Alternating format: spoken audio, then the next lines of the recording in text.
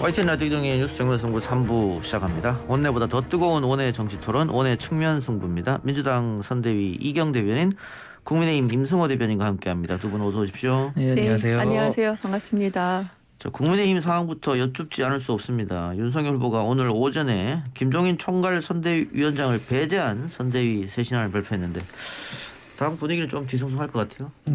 한 하루 이틀 어떻게 흘러갈지 좀 지켜봐야 되는 상황이고, 이준석 대표 입장은 지금 선대위의 큰 틀 자체가 바뀐 거에 대해서는 굉장히 긍정적으로 평가를 하고 있습니다. 이준석 대표가 선대위원장직을 사퇴하고 얘기했던 것이 단초화시켜라. 예. 그것이 어쨌든 결과론적으로 이루어졌고, 다만 이것이 형식적으로 바뀐 것인지 아니면 실질적으로 바뀐 것인지 평가하고 있는 단계입니다. 그 이준석 대표나 김종인 전이라고 붙여야겠죠. 전이죠. 예. 전 총괄 상황 본부장이 이야기한 선대위 개편안과 오늘 윤석열 후보가 이야기한 선대위 개편안이 다르지 않다. 딱 하나 다르다면 김종인 있고 없고의 차이다. 뭐 이런 거지 않습니까? 그렇죠. 어제 밤부터 이야기가 뭐 흘러나오긴 했습니다만 설마 김종인 없이 선거를 칠 수 있겠느냐, 그들 타워 없이, 이런 지적도 많이 있었잖아요. 김종인 위원장이 어쨌든 결별을 한 것 자체는 굉장히 안타까운 일인데요. 근데 김종인 위원장이라는 인물 여부와 상관없이 저희는 중도층, 청년층 확장에 나서야 되는 것은 당연한 일이고, 제일 중요한 것은 이준석 대표가 주장했듯이 선대위의 체계가 바뀌는 것이었습니다. 그래서 김종인 위원장과 어쨌든 결별한 것은 안타까운 일인데, 이준석 대표와 윤석열 후보의 어떤 관계 재설정이 지금 오늘 내일 중으로 아마 국민들 앞에 드러날 것 같은데요. 그 시점이 굉장히 중요할 것 같습니다. 제가 봤을 때. 윤 후보가 2030이 주도적으로 뛸 수 있게 선대위를 개편한다 했는데 임 대변인도 참여하는 겁니까? 아니요, 저는 아직까지 제안 받은 적도 없고 지금 제가 어떻게 갈 상황은 아니고, 선대위라는 것이 결국엔 지금 선대위가 해체되고 선대본부라는 것이 출범한 상황이기 때문에 권영세 본부장 산하에 실무진들이 움직이는 것이라서 지금 어떤 당내 인물들이 선대위로 들어가냐 이런 것은 논할 단계가 아닙니다. 신지혜 전 부실장이 들어왔다. 그게 2030을 떠나게 만들었다. 오늘 권성동 사무총장도 그런 얘기를 하던데 동의하십니까? 근데 신지혜 전 위원장이, 신지혜 씨가 굉장히 큰 도화선 역할을 한 건 맞습니다. 하지만 청년층과 중도층의 민심 하락이라는 것이 신지혜 위원장이라는 인물 하나로 평가할 수 있는 건 아니고요. 윤석열 후보의 발언도 어쨌든 충분히 당했고, 또 김건희 씨 문제도 있었고, 종합적으로 고려해야지 신지혜 씨 한 명 나갔다고 해서 이게 회복될 것이다라고 하면 아니한 생각입니다. 후보가 제일 큰 문제인데 왜 다른 사람을 다 내쳐내느냐, 이런 얘기도 있어요. 후보 교체해야 된다 이런 얘기하시는 분들도 있는데요. 이 후보 교체를 논한다는 것은 결국에 만약에 후보 교체가 된다면 앞으로 있을 저희 당 선거도 물론이고요, 앞으로 있을 어떤 당의 선거도 지지율 떨어지면 후보 교체하자라는 얘기가 나올 겁니다. 그래서 이거는 전혀 고려할 수 없는 옵션입니다. 예, 민주당은 이 상황 어떻게 보고 계십니까? 우선은 민주당이 호재냐, 많은 방송마다 그런 질문을 다 받으시는 것 같아요. 보면은. 그런데 우선은 상대당이 이런 상황에서 민주당이 지금 호재다라고 할 수 있는 상황이 아니에요. 우리 민주당이 이재명 후보가 지지율이 지금 변화가 된 게 12월 마지막 주 그 여론조사에서 바뀐 거지, 불과 며칠 전만 해도 그렇지 못한 상황이었거든요. 그리고 지금 정권 교체론에서 국정 안정론으로 조금 변화가 있다 하더라도 민주당이 너무 못한다라는 얘기를 들었고, 우리 민주당이 선대위까지도 저희도 한번 다 바꿨잖아요. 그런 기민하게 국민의 민심을 듣겠다, 국민 속으로 다가가겠다라고 그렇게 말씀을 드린 지 몇 주 되지 않았어요. 그래서 그러면 지금 민주당을 잠깐 지지율이 높은 것은 상대당이 지금 상황이 안 좋으니 민주당에 잠깐 눈을 잠깐 돌리신 상황이다라고 저희는 지금 판단을 하고 있고요. 우리를 지금 봐준 상황에서 그전에는 봐주지 않고 잘하겠다라고 행보를 한다 하더라도 안 봐주면 소용이 없잖아요. 그건 지금은 봐주고 계시는 상황이다. 거기까지는 저희가 그렇게 생각을 하고, 그럼 우리가 지금 어떤 것을 잘할 것인지, 말로만 잘할 것인지, 혁신하겠다고 말로만 할 것이 아니고 그런 결과물은 지금 저희도 알아요. 아직 보여드리지 못했거든요. 그 결과물을 정확히 좀 보여드리기 위해서 노력을 해야 되는 거지, 이 부분을 가지고 평가할 상황은 아닌 것 같습니다. 오늘 기자들이 김 전 위원장에게 혹시 민주당과 함께할 가능성이 있냐 이렇게 물었더니 그건 그 사람들이 할 소리니 나와 상관없다 이렇게 답이 왔는데 아니, 그 사람들이 할 소리라는 게 민주당에서 누가 그런 소리 했는지 모르겠네요. 그래서 근데 아마 이게 이재명 후보하고 김종인 전 위원장 사이가 나쁘지 않기 때문에 네네. 그래서 나오는 얘기 같은데 근데 민주당 내에서는 그런 말씀 하신 분이 없었던 것 만약 같아요. 그렇게 되면 이거는 그래서 정치가 너무 희화되는 거 아닌가. 그런 선택을 하면 김종인 위원장에게도 굉장히 그렇겠죠. 아니, 아무래도. 그런 악수이기 때문에 예. 그럴 일은 없을 거라고. 선택 안 하실 예, 예. 분이시라고 생각합니다. 예. 그 윤석열 후보 지지율이 상당히 빠져서 뭐 국민의힘은 당연히 걱정일 텐데 반면에 민주당 이재명 후보가 그러면 지지율이 올랐냐? 그건 또 아니거든요. 그렇게 많이 오르지 않았다. 그래서 40%한 중반쯤은 유지해줘야 선거에서 이길 텐데 지금 지지율로 봤을 때는 조금 더 올려야 되는데 이게 뭐 후보의 원래 갖고 있는 비호감 때문인지 무엇 때문인지 그렇게 오르지 않는다. 이 부분은 숙제일 것 같아요. 지금 문재인 대통령이 최종적으로 40% 초반대에 당선이 되셨지요. 그런데 지금 40% 중반이라는 것은 지금 윤석열 후보의 지지율이 이렇게 20%까지 하락하지 않고 30% 중반에서 뭐 초반을 유지하고 안철수 후보가 두 자릿수를 유지했을 경우 그런데 그 두 분이 이제 단일화를 했을 경우를 대비를 해서 우리가 40% 중반까지는 좀 끌어올려야 되지 않느냐 이런 건데 국민의 마음이 어떻게 그렇게 그 숫자 하나하나로 하겠습니까? 그러니까 지금까지 저희가 지지율이 그래도 조금은 올라간 것은 이재명 후보가 정치보다는 왜 우리가 지금 이재명은 합니다에서 플러스 나를 위해 이재명이란 그 말씀을 드리고 있잖아요. 그러니까 국민들이 큰 거대 담론을 말씀하시는 거 아니고 지금 대선 후보한테 바라는 것은 내가 지금 너무 힘들다. 그럼 내가 당신들한테 표를 줄 테니 나를 위해서 내 인생은 내 생활은 내 형편은 뭐가 달라지냐 이런 것을 요구하고 계시거든요. 그래서 그 요구에 조금씩 이재명 후보가 기회가 되면 뭐 유튜브 방송도 그렇고요. 아니면은 뭐 토론에서도 그렇고 이렇게 말씀을 드리는 부분에서 야금야금 국민들의 마음을 조금 얻어가고 있다라는 그런 부분인데요. 그래서 좀 이렇게 계속 노력을 해야 되는 것이고요. 그리고 이제는 정책 얘기가 나올 때가 되지 않았습니까? 뭐 공약 발표도 있고요. 그렇게 국민들의 마음을 또 뺏고 우리가 또 정책을 우리가 만들어서 무조건 내놓는 게 아니고요.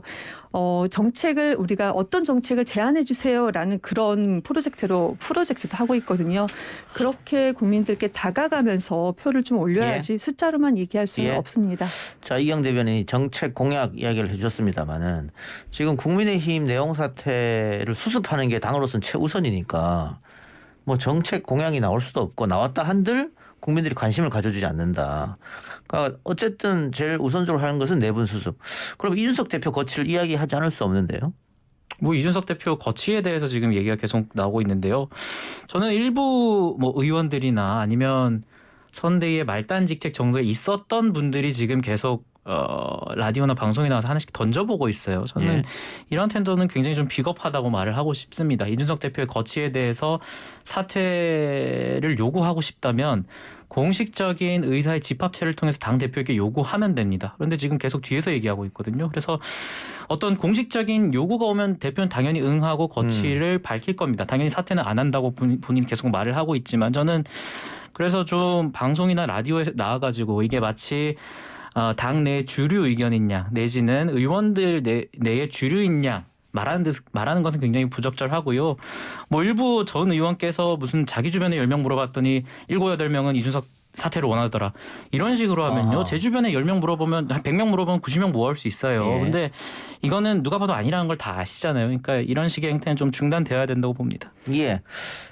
자, 근데 아까 임 대변인이 살짝 오늘 내일 후보와 대표의 어떤 관계 설정 만남 이게 중요하다고 했는데 그런 움직임이 있습니까? 그러니까 오늘 이준석 대표가 한 4시쯤에 있었던 기자분들과 백브리핑에서 연습 문제를 선대 본부 측에 전달을 했다고 말을 했어요. 권영세 본부장을 통해서. 그 내용을 제가 자세하게 말씀드릴 수는 없지만 이게 아까 말씀드렸던 선대위가 과연 실질적으로 개편돼 얻는지를 테스트할 수 있는 일종의 시험 리트머스 종이 같은 겁니다. 그래서 뭐 대단한 건 아니고요. 이게 어찌 됐든 오늘 내의 결과가 나올 수밖에 없는 것이라서 이에 따라서 이준석 대표와 윤석열 후보 사이의 관계가 내일부터 급변할 수도 있고 더 차가워질 수도 있을 것 같습니다. 지금 제가 갑자기 궁금해진 게 처음 듣는 건데 개편이 되었는지를 알아보는 연습 문제를 냈다는 얘기예요?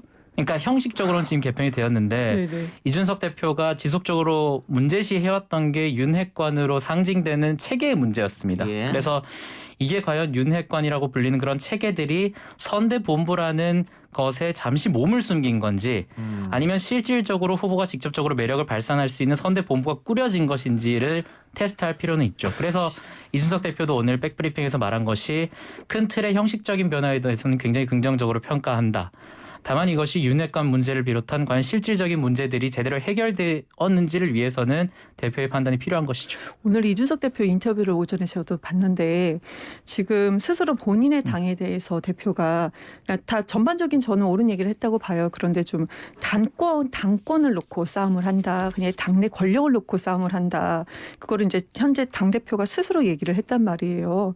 그런데 지금 개편이 된 부분에 대해서 이제 긍정적으로 말씀을 주셨는데 거기에 연습 문제까지 냈다. 개편이 제대로 됐는지 이렇게까지 얘기를 해주시니까 솔직히 이제 저는 상대의 당 입장이지만 솔직히 지금 이 상황에서는 서로 국민들께 선택권을 주기에 되게 어려운 부분이 있거든요. 그래서 좀 빨리 자리를 잘 잡으셨으면 좋겠다. 그런데 지금 오히려 말씀을 주시면은 아침에 당대표의 얘기와 지금 우리 대변인님의 얘기가 너무 다르니까 뭔가 이렇게 다른 듯한 느낌이 나요. 엇박자 느낌. 대표가 좀 잘 당내 됐으면 권력을 좋겠다는 위해서 뭐 말씀을 드리고 투쟁한다라는 싶습니다. 워딩은 저는 정확히 뭘 말씀하시는지는 모르겠고요.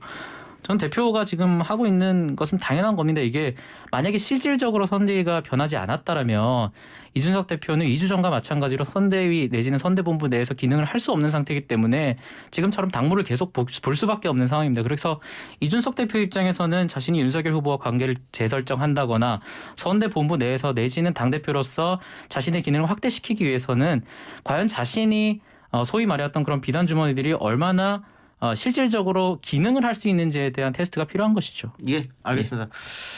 저 아까 그 신지혜 씨 얘기를 잠깐 했는데 아마 국민의힘 초반의 생각으로서는 지난 재보궐 선거를 통해서 그 이후로 2030 남성들은 우리 당을 지지한다. 그러니까 윤석열 후보의 취약점인 2030 여성표를 흡수하기 위해 이수정, 신지혜 차례로 영입한다. 뭐 그랬던 것 같은데 여성표는 오지 않고 2030 남성표는 빠져버렸단 말이에요. 그리고 이재명 후보 같은 경우에는 뭐 페미니스트 방송이다 아니다 뭐 시끄럽긴 했습니다만 어쨌든 출연을 약속했던 것을 취소하고 이러면서 2030 남성들이 열광했다. 근데 2030 여성들은 오지 않으니까 이번에 또 2030 여성들을 아마 맞춰서 공약을 냈겠죠. 젠더 관련 공약을 발표했는데 벌써 남초 커뮤니티를 중심으로 해서 또 시끄러워지던데요.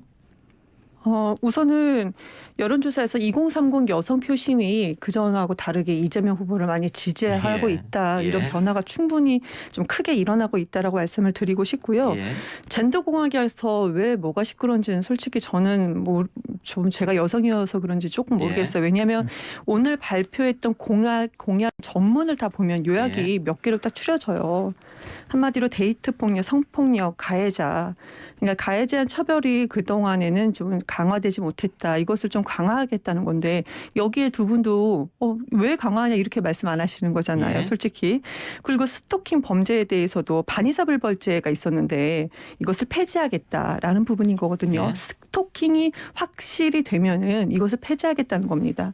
단호하게 처벌하겠다. 그리고 지금 제가 이제 마지막으로 이제 큰 틀은 두 개예요.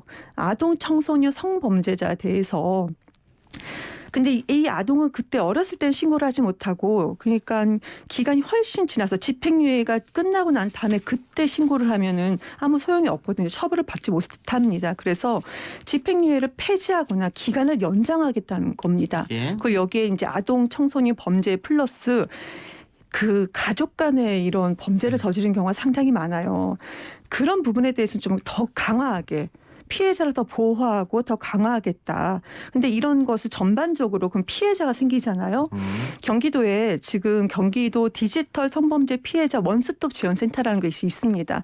상당히 여성들한테는 지지를 많이 받고 있는 이런 정책이었는데 이것을 전국에 확대하겠다는 겁니다. 그러니까 2차 가해 하지 마라 이런 얘기 상당히 많이 했잖아요. 2차 가해를 수사 과정에서도 2차 가해가 주어지는데 그것을 막기 위한 거거든요. 예. 그러니까 크게는 지금 두 개인데 제가 이게 말씀드리는 게 이게 큰 두 개 줄기예요. 근데 여기에 대해서 불만을 안 가지실 것 같은데 왜 그러시는지 그러면 불만이 혹시라도 있다면 저희가 표현을 뭔가 잘못했거나 설득이 아직 부족했거나 그럴 점이 있을 거라고 생각합니다. 예. 제대로 전달을 드리면 다 이해하시고 예. 뭐 동의하실 거라고 생각합니다. 알겠습니다. 자, 그리고 또 하나 뭐 소위 말하는 대박이 난 정책이죠. 탈모 치료에 건강보험 적용하겠다. 이거는 뭐 보수 진보 커뮤니티를 떠나서 2030 4050까지 굉장히 열광하던 부분이 있는데 야당은 어떻게 보셨습니까? 뭐 오늘인가요? 또 임플란트까지 예. 건강보험 확대 적용하시겠다 하는데 뭐 저는 폄하할 생각은 없습니다. 실질적으로 탈모라는 것이 좀 이게 사회적으로 좀 조롱되는 분위기도 사실 있었는데 이것을 질병의 차원에서 접근해야 되는 것은 당연한 일이고요. 다만 저는 이렇게 생각해요. 과연 이 건보료나 건강보험의 재정 적자는 충분히 고려되어 있는 조금 의문이다. 왜냐하면 지금 2018년에 이제 건보가 적자로 전환됐고 한 2년 뒤쯤이면 실제로 적립금이 고갈된다라고 하고 있는 상황인데 과연 뭐 탈모나 임플란트에 대한 어떤 국가적인 지원은 당연히 논할 수 있겠지만 현재 적자의 회복 가능성에 대해서 충분히 고려했나라는 조금 의문이 들고 그래서 저는 이건 뭐 상대당 후보 그러니까 안철수 후보 이야기긴 하지만 안철수 후보 같은 경우에는 건보 자체를 건드린다기보다는 탈모약 내지는 카피약의 그 가격 자체를 인하하는 방향으로 가야 된다라고 얘기를 하더라고요. 그래서 뭐 저는 이것에 대해서 이재명 후보나 안철수 후보의 공약 모두를 폄하할 생각은 없는데요. 이런 의견들이 잘 모여서 이건 사실 정쟁의 대상이 아니잖아요. 탈모라는 게 그렇기 때문에 이 문제에 대해서 윤석열 후보 포함해서 저희는 뭐 일단 당내 내용을 수습해야 되니까 좀 건전하게 논의하면 좋을 것 같습니다. 그 임플란트는 국민들께서 이제 그 댓글에 많이 해달라 그런 거지 이거는 저희가 거의 논의한 적도 없고 아니, 공식도 아니고 이제 논의한 적도 없고요. 그런 댓글에 호응이 좀 있었다. 그리고 탈모 그 건보 같은 경우도 지금 우리가 공약으로 소확행 공약으로 지금 아직 발표한 것은 아닙니다. 그러니까 영상이 나왔지만 거기에 그 공약에 들어간 거는 아니거든요. 그러니까 이재명을 뽑지 말고 심어달라 그 영상만 나갔던 거고 그래서 지금 이것도 아니, 제가 지금 이 정도 왔는데 만일 그걸 공약을 안 한다면 너무 그러니까요. 난리 날 것 같은데요. 그러니까요. 저희도 그런 부분은 알고 있고요. 그래서 지금 이거를 오늘 청년 선대위 그러니까 이게 공약이 처음에 만들어진 게 당내에서 만든 것이 아니고 청년 선대위가 왜 리스너 프로젝트라고 제가 아까 처음에 말씀드린 것처럼 밖에 나가서 시민들한테 어떤 공약을 했으면 좋겠냐 물어봅니다. 그래서 그 공약을 받고 우리가 이걸 올렸던 거고 호응이 상당히 높았던 것이고 그래서 지금 청년 선대위에서 오늘 5시에 탈모인들 그 같이 이제 커뮤니티 분들 계셨던 분들도 그러니까 온라인 아니고 실제로 이제 만나서 이런저런 얘기를 듣고 이렇게 간담회를 형식을 하고 그래서 이것을 실제적으로 적용하는 부분에 대해서 저희가 공론화시키고 논의하는 과정이 분명히 있을 겁니다. 근데 이것이 그냥 이렇게 선전만 하는 것이 아니고 어떻게 적용할 것인가 현실 가능성을 보고 있다. 그리고 아까 안철수 후보가 뭐 그 카피약 가격을 말씀해 주셨는데 카피약 가격은 한 달에 저도 알아봤는데 3만 원, 4만 원 정도라고 밖에 안 된다고 그래요. 그런데 카피약을 드시는 분들과 양약을 이제 정백 제품을 드시는 분들 간에 뭔가 또 그런 좀 아쉬운 부분이 있다고 합니다. 그런데 또 정 제품 같은 경우는 한 10만 원 정도. 그런데 지금 나왔던 얘기는 80%, 80% 이제 지원을 받게 된다면 카피약 금액으로 이제 정제품 먹을 수 있다. 여기까지는 논의가 지금 되고 있다고 말씀드리겠습니다. 예. 근데 여기에 대해서 뭐 절대 다수가 뭐 찬성하긴 합니다만 반대하는 이 의견도 분명히 있고 그 반대 주된 내용이 지금 임 대변인이 언급한 건강보험 재정 적자 문제입니다. 그러니까 더 중요한 또 중증의 환자들도 있는데 그분들의 건강보험 뭐 비의료보험 되는 것도 있는데 왜 하필 이렇게 반대하신 분들은 이 탈모는 미용 아니냐, 뭐 성형 그런 일종 아니냐 그렇게 이제 의견을 내주시는 것 같아요. 탈모를 겪으시는 분들은 이것이 저도 지금 머리숱이 좀 있는 편인데 저도 탈모를 심하게 겪었었고 이것은 미용이 아닙니다. 근데 또 그런 구분이 있겠죠. 이것이 미용이냐 진짜로 막 아이 주먹만한 원형 탈모 동전만한 원형 탈모이냐 아니면 이제 남성들의 진짜 그런 심각한 탈모이냐 그런 것을 병적으로 판단하는 기준이 분명히 있을 거라고 생각합니다. 저도 뭐 탈모 자체를 뭐 미용이라고 전부 칭하는 건 또 부적절할 수도 있을 예. 것 같아요. 왜냐하면 이것이 또 사회적으로 실질적으로 고통을 받을 수 있는 있죠? 부분들이 네. 있을 수 있기 때문에 네. 다만 현재 권고 적용 대상을 총체적으로 살펴보고 탈모라는 질병보다 더욱 시급하게 지원돼야 될 방향에 있어서 충분히 고려되었는가는 충분히 판단이 필요한 것 같고요. 뭐 이경 대변인도 지금 이게 공식적으로 어떤 확정이 된 건 아니고 뭐 추가적으로 수정 과정을 거친다고 하시니 저희도 뭐 잘 지켜보고 있겠습니다. 그거 같아요. 긍정적으로 볼 수 있는 면. 그러니까 제가 아까 그 국민의힘 선대위가 빨리 제대로 자리를 잡았으면 좋겠다라고 말씀드렸던 것이 공약이 발표되면은 지금 예전같이 그렇지 않습니다. 정치권에서 공약을 내가 이거 하겠다 확정해서 발표하는 상황 시대는 이제 지났거든요. 공약에 대해서 국민들이 이제 더 그러니까 그 요구를 할 수도 있는 거고 이렇게 공론화할 수도 있는 건데요.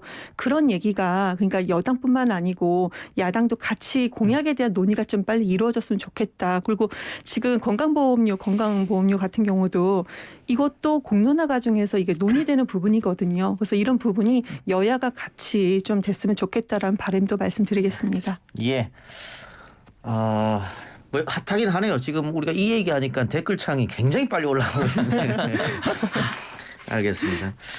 좀 지켜보기로 하고 국민의힘은 당 내분 사태를 수습하는 게 가장 빨리 해야 될 일이긴 합니다만 그 일각에서는 후보의 자질 문제를 이야기하는 분도 계세요. 그러니까 지지율을 빼먹은 건 본인 스스로 아니냐. 뭐 안에 문제도 있긴 했었습니다만 TK 방문해서 상대 당 후보와 대통령에게 뭐 험한 말을 했다든가 또 그 소위 족발집 영상 이 부분은 좀 문제가 있는 거 아니냐. 그래서 아까 뭐 우리 이상돈 교수하고 얘기할 때도 이 얘기를 했습니다만 컨트롤이 좀 필요하다. 그건 뭐 옆에 있는 캠프라든가 뭐 주위에서 어떻게 보고 계십니까? 뭐 후보의 자질 문제에 대해서 오늘 기자회견에서 후보도 잘한 일은 선대위가 공통적으로 칭찬받아야 될 부분이지만 못했을 때는 모두 내 책임입니다라는 발언을 하셔서 무겁게 받아들이고 있다고 보고 메시지 관련해서는 사실 정상적으로 이게 메시지 기능이 수행되지 않았던 것이 사실인 것 같습니다. 기존의 선대위에서. 왜냐하면 그 말씀하셨던 어떤 대구 간담회에서 굉장히 격앙된 발언을 예. 하시다가 또 며칠 뒤에는 이제 A4용지를 통해서 정제된 메시지를 내려는 그런 태도가 거의 이게 한 달 단위로 바뀌는 게 아니라 매일 단위로 바뀌는 걸 보면서 어떻게 메시지나 일정 팀이 체계적으로 돌아가고 있는 것인가에 대한 의문이 들었는데요. 이후에 이제 김종인 위원장이 결별을 하셨지만 이 발표하는 과정에서 워딩을 보면 자신이 몰랐던 메시지나 일정들이 분명히 있었던 것 같아요. 특히나 그 족발집에서 브리핑 같은 경우에도 뭐 언론 보도긴 하지만 김종인 위원장이 굉장히 당황했다라고 하는 것을 보면 이게 정상적으로 선대위가 제대로 굴러갔으면 메시지 팀에서 당연히 김종인 위원장이 총괄 선대위원장이니까 메시지에 대한 검토가 있었을 것이고 최종적으로 후보에게 오케이를 받았겠죠. 그렇다면 이 메시지는 굉장히 정제되고 단일화돼서 나왔을 겁니다. 하지만 지금 보면 김종인 전 위원장 같은 경우에도 어떤 메시지에 대해서 제대로 파악하지 못하고 있었던 부분이 있었다는 것은 메시지나 일정팀 내지는 선대위의 조직 체계가 제대로 굴러가지 않고 있다라는 것이고 그래서 이번 기회에 이런 것은 충분히 시정되어야 되고 또 그렇게 될 것이라고 보고 있습니다. 지지율 하락이 지금 마치 선대위 잘못인 것처럼 계속 얘기를 하시는 것 같아요. 그 마지막에 메시지 부분에 대해서는 이거는 조금 저희도 선대위 입장이니까 저 메시지 관리를 좀 못했네라는 부분은 있기는 있었습니다. 그런데 지금 지지율 하락이 선대위 문제일까요? 저는 그렇게 보지 않습니다. 솔직히 저만 그런 것이 아니고 많은 분들이 이런 얘기 하시잖아요. 후보의 문제인데 왜 선대위만 지금 두 번째 개편하는 거잖아요. 왜 선대위만 이러는 것이냐. 근데 저는 첫 번째는 아까 그 족발집에서 정책 발표도 있었지만 보고 있는 것조차도 못하면 어떡하냐라는 얘기도 분명히 있어요. 그러니까 물론 그 윤석열 후보도 자꾸 본인의 정책에 대해서 부족하다. 당내에서도 그런 얘기가 나오니까 좀 사람인지라 아무리 대선 후보여도 위축되는 부분이 있을 거라고 인간적으로는 그렇게 이해를 합니다. 그럼에도 불구하고 우리는 대선 후보를 뽑는 거잖아요. 대통령을. 그러니까 한마디로 준비된 사람이 대통령. 우리 국가의 국민들의 리더가 되기를 바라는 건데 그런 기대에 정말 못 미치기 때문에 지지율이 하락하는 것 거다.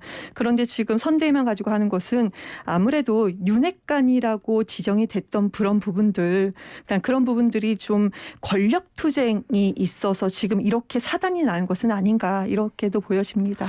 그 후보 책임은 당연한 것이고요. 기본적으로 선대에 있어서 선대의 잘못이든 뭐 당의 잘못이든 대선 후보가 무한 책임을 지는 것은 당연한 겁니다. 윤석열 후보 본인도 그렇게 말씀을 하셨고요. 다만 제가 말씀드렸던 부분은 만약에 후보가 부족한 부분이 있다면 그것을 선대위가 조력하는 것도 당연히 선대위가 해야 되는, 선대위 실무진들과 선대위의 인사들이 해야 되는 당연한 의무였거든요. 그래서 당연히 후보의 메시지나 후보의 태도 자체가 바뀌는 것은 당연한 디폴트이고, 다만 선대위가 적절하게 조력하지 못했던 부분에 대해서 이번 기회에 굉장히 확실하게 시정되어야 된다라는 말씀을 드린 겁니다. 윤석열 후보가 일거리가 만들어지면 일자리도 나온다 이런 얘기도 했었어요. 그리고 50조 원 지원하겠다는데 낙선하면 안 하겠다는 거냐 그런 질문에 아니 공약이라는 게 원래 다르고 그런 것은 아닙니까? 이런 발언 하나하나 공약의 구체성을 물어봤더니 공약집에 나와 있다는 얘기도 했었고, 노년 지지율 하락은 어떻게 생각하냐, 노년 지지층 지지율 하락은 어떻게 생각하냐, 아니 나는 잘 모르겠고 내가 정치 컨설턴트도 아니고,